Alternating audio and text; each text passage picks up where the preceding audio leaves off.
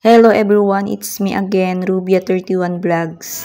And welcome to my YouTube channel. Dito nga kami guys sa Centro Mall, dito sa Montalban, Rizal. Kasama ko yung aking mga anak. Katatapos lang ng pagboto niyan kaya dumiretso kami sa mall dahil matagal na kaming hindi nagkita-kita. Dahil inalagaan ko ang aking mama sa probinsya. So mahigit isang buwan ako doon. 1 month and 14 days. Bilang na bilang Yun na yung pinakamatagal na bakasyon ko doon. Gusto ko lang alagaan yung aking mother dahil mahina na. So ngayon lang ulit nakapag-upload ng video sa aking YouTube channel. Shout out sa ating mga friends, mga relatives, mga FB friends, and yung ating kapwa YouTubers. Salamat sa laging panonood sa aking mga vlogs. At huwag mag-skip ng ads kung meron mang ads na nakita nyo dyan guys. Ayan, salamat sa inyo guys. So kasama ko ngayon dalawa kong anak paikot-ikot dito sa may Centro Mall, dito sa may KKB. Bagong tayo lang naman tong mall na to, wala pang 1 year, months pa lang, and ngayon lang kami nakapunta dito kaya sulitin na namin. At very affordable naman ang kanilang prices. Gaya tong mga suklay na to at saka mga salamin. Ayan, parang presyong Divisoria. So, ayan, pangiti-ngiti nga yung tindera kasi ayan, nakagala din kahit saglit lang. Meron din mga sabon, mga school supplies, mga ipit ng buhok, and itong mga toothbrush pang bata. Sabi tong isa, ang ganda nito te. Nung bata tayo, ito yung gamit natin. Yun yung usap-usapan nila tong dalawa. Ayan, walang masyadong tao, kaya masarap gumana ngayong araw.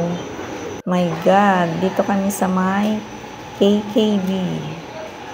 Sabi nitong isa, kanya-kanyang bayan. Charot! And itong mga items na to, ayan, sabi nitong isa, nung bata ako, madalas akong bumili ng ganito. Ayan.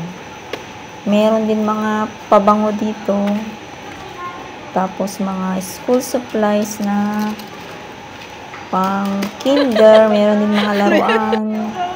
Tapos mga clips ng buhok. Ayan. Ang gaganda nila, no? Kasing ganda ang kanilang mama. Charot. And yung mga stationery din, meron din sila. So, dito na kami sa counter. Konti lang naman yung aming binili. So, ayan, hindi kompleto yung pamamasyal kung hindi kakain.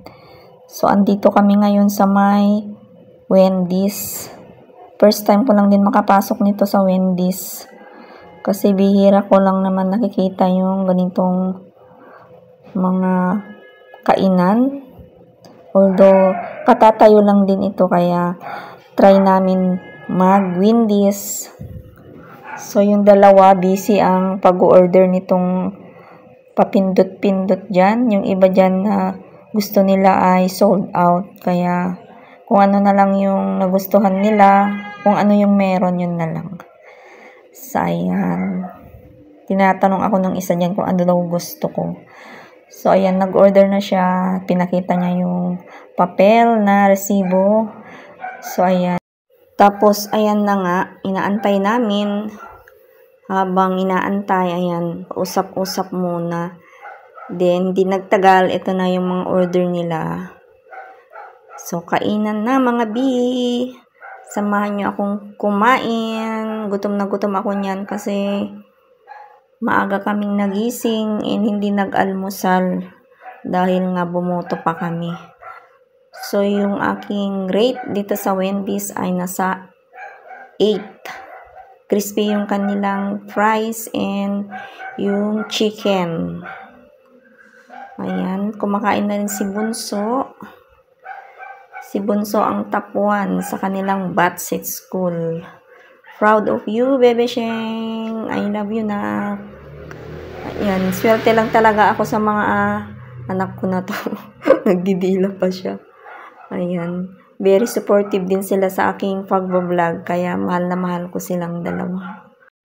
Okay lang sana huwag mag-voice over kaso ang lakas ng music nila kaya hindi ako pwedeng hindi mag-voice over para hindi masayang yung aking video. Kaya mag-voice over na lang kasi mahirap yung makopyright.